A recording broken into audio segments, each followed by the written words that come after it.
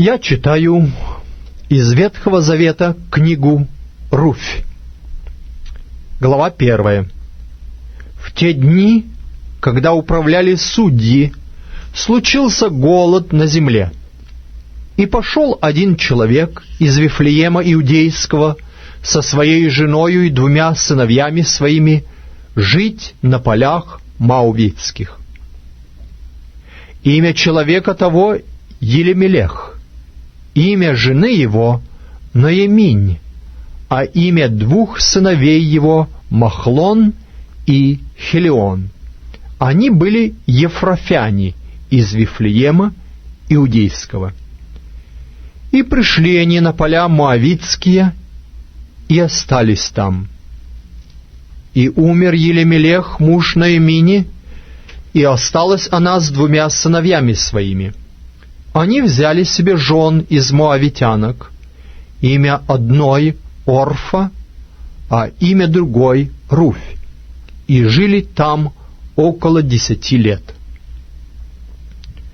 Но потом и оба сына ее, Махлон и Хелион, умерли, и осталась та женщина после обоих своих сыновей и после мужа своего.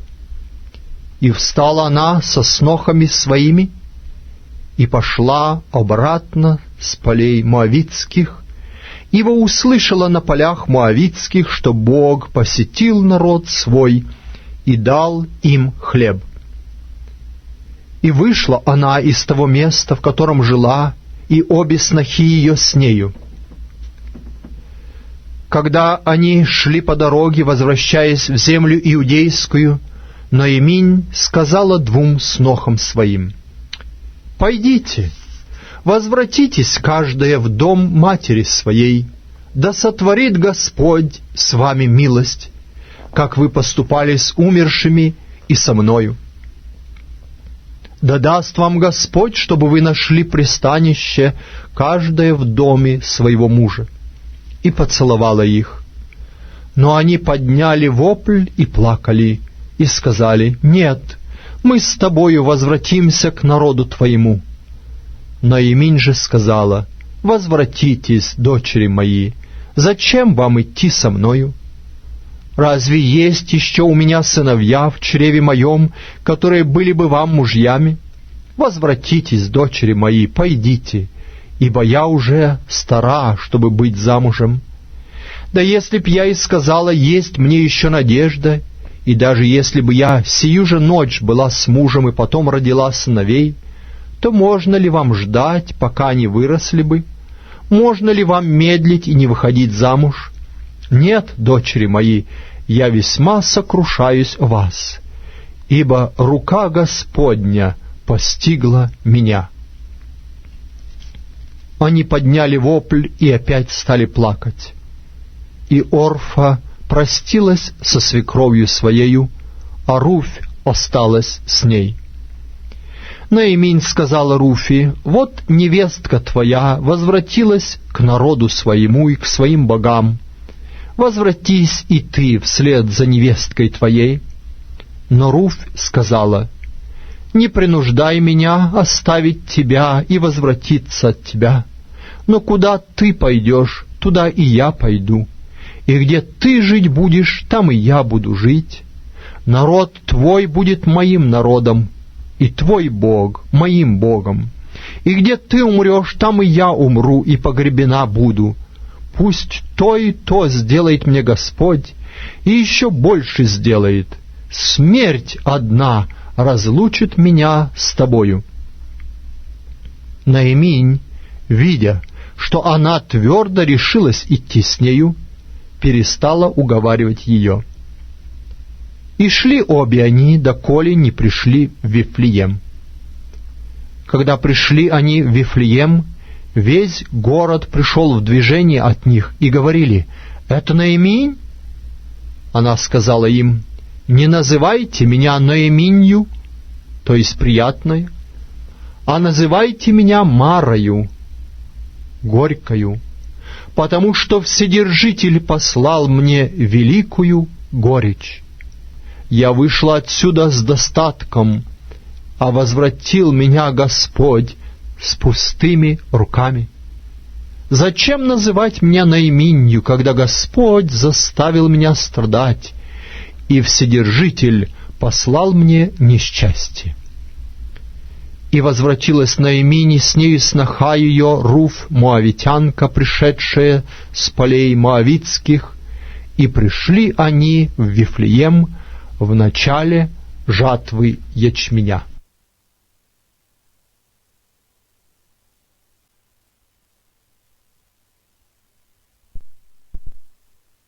Я продолжаю чтение книги Руф из Ветхого Завета. Глава 2.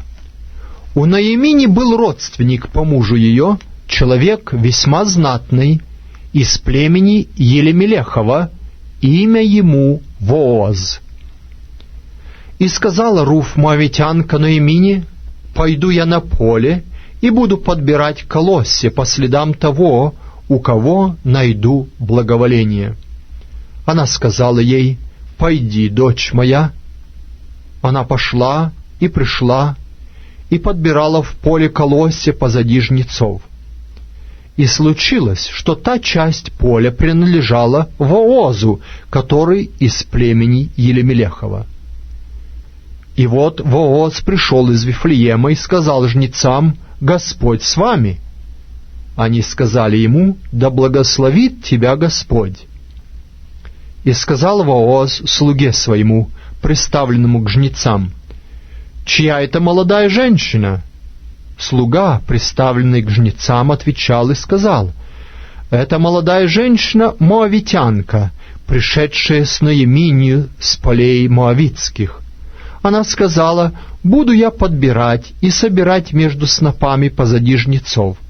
И пришла, и находится здесь с самого утра до сели. Мало бывает она дома. И сказал Вооз Руфи: «Послушай, дочь моя, не ходи подбирать на другом поле, и не переходи отсюда, но будь здесь с моими служанками. Пусть в глазах твоих будет то поле, где они жнут, и ходи за ними. Вот я приказал слугам моим не трогать тебя. Когда захочешь пить, иди к сосудам и пей, откуда черпают слуги мои». Она пала на лицо свое и поклонилась до земли, и сказала ему: «Чем снискала я в глазах твоих милость, что ты принимаешь меня, хотя я и чужеземка?»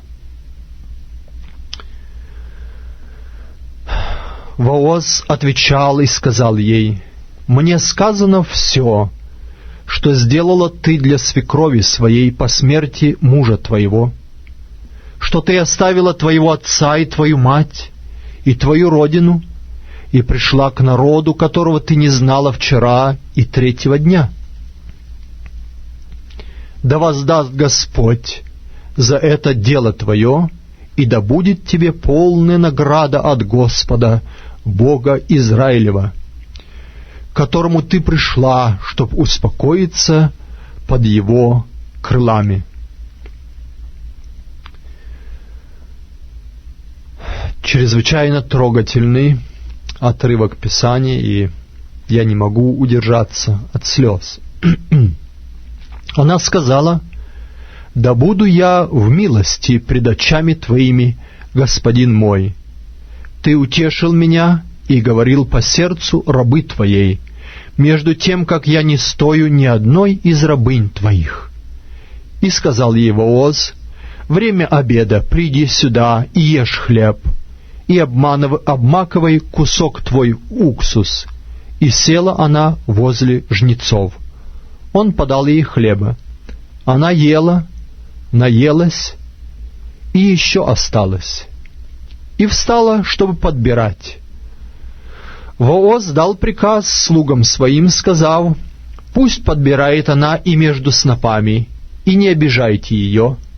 Да и от снопов откидывайте ей и оставляйте, пусть она подбирает, и не браните ее». Так подбирала она на поле до вечера, и вымолотила собранное, и вышло около ефы ячменя. Взяв это, она пошла в город, и свекровь ее увидела, что она набрала, и вынула Руфь из пазухи своей, и дала ей то, что оставила, наевшись сама. И сказала ей свекровь ее: «Где ты собиралась сегодня и где работала? Да будет благословен принявший тебя». Руфь объявила свекрови своей, у кого она работала, и сказала: «Человеку тому, у которого я сегодня работала, имя Вооз». И сказала Наиминь снохе своей: «Благословен он от Господа за то, что не лишил милости своей ни живых, ни мертвых». И сказала ей Наиминь: «Человек этот близок к нам, он из наших родственников». Руфь моавитянка сказала: «Он даже сказал мне: будь с моими служанками, доколе не кончат они жатвы моей». И сказала Наиминь снохе своей Руфи: «Хорошо, дочь моя, что ты будешь ходить со служанками его, и не будут оскорблять тебя на другом поле». Так была она со служанками Воозовыми, и подбирала колосья, доколе не кончилась жатва ячменя и жатва пшеницы, и жила у свекрови своей.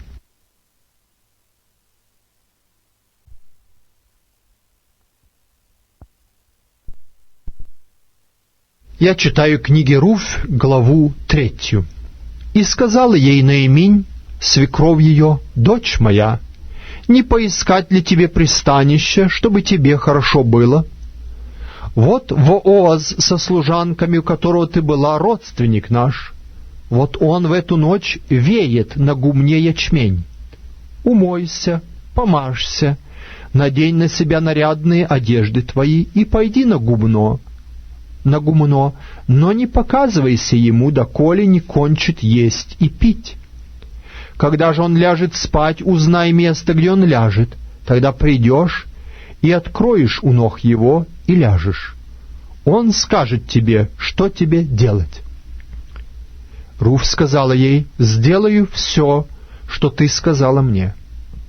И пошла на гумно и сделала все так, как приказывала ей свекровь ее. Вооз наелся и напился, и развеселил сердце свое, и пошел и лег спать подле скирда. И она пришла тихонько, открыла у ног его и легла.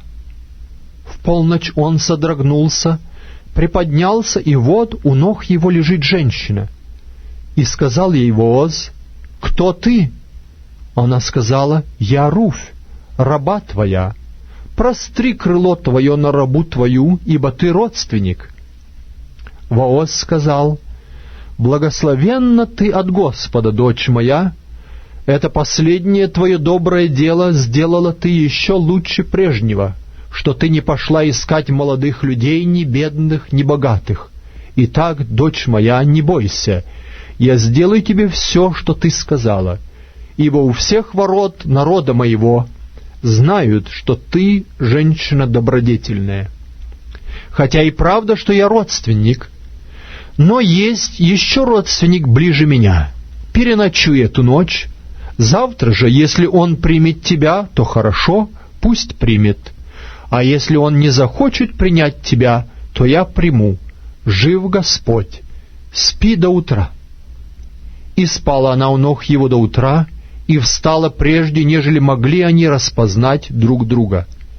И сказал Вооз: «Пусть не знает, что женщина приходила на гумно». И сказал ей: «Подай верхнюю одежду, которая на тебе, подержи ее». Она держала, и он отмерил ей 6 мер ячменя, и положил на нее, и пошел в город. А Руфь пришла к свекрови своей. Та сказала ей: «Что, дочь моя?» Она пересказала ей все, что сделал ей человек тот, и сказала ей: «Эти 6 мер ячменя он дал мне, и сказал мне: не ходи к свекрови своей с пустыми руками». Та сказала: «Подожди, дочь моя, доколе не узнаешь, чем кончится дело, ибо человек тот не останется в покое, не кончив сегодня дело». Я читаю книгу Руфь из Ветхого Завета, главу 4. Вооз вышел к воротам и сидел там. И вот идет мимо родственник, о котором говорил Вооз, и сказал ему Вооз: «Зайди сюда и сядь здесь».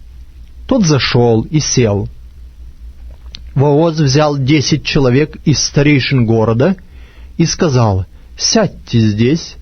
И они сели.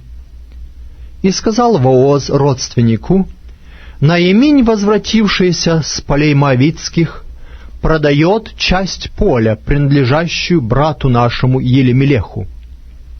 Я решился довести до ушей твоих и сказать: купи при сидящих здесь и при старейшинах народа моего.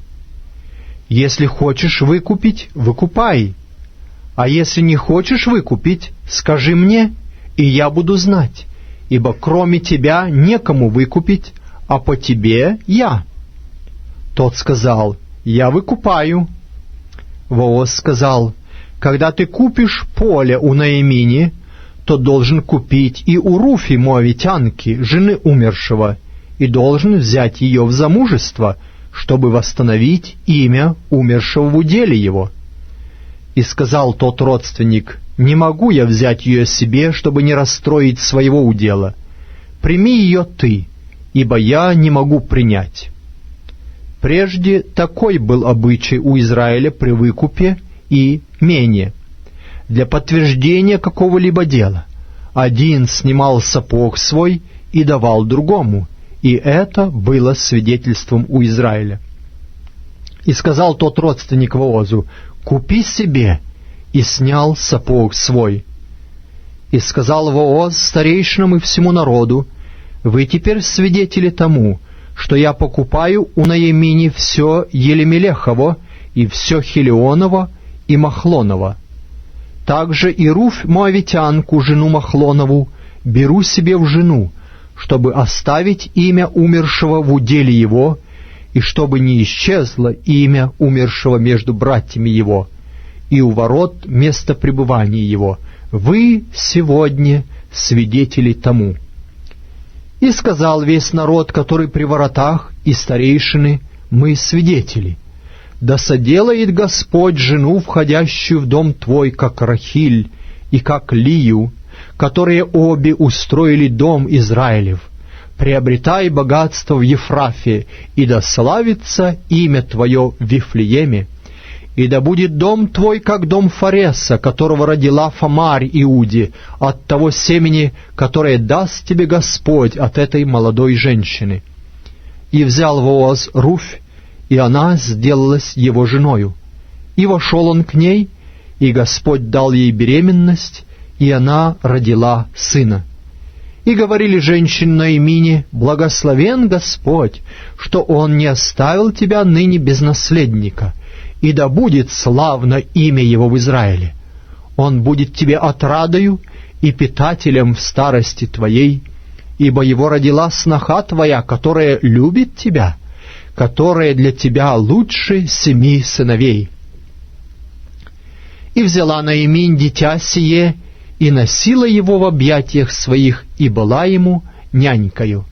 Соседки нарекли ему имя и говорили: «У Наимини родился сын», и нарекли ему имя Овид. Он отец Иессея, отца Давидова. И вот род Фаресов. Фарес родил Есрома, Есром родил Арама, Арам родил Аминадава, Аминадав родил Наассона, Наассон родил Салмона, Салмон родил Вооза, Вооз родил Овида, Овид родил Иессея, Иессей родил Давида.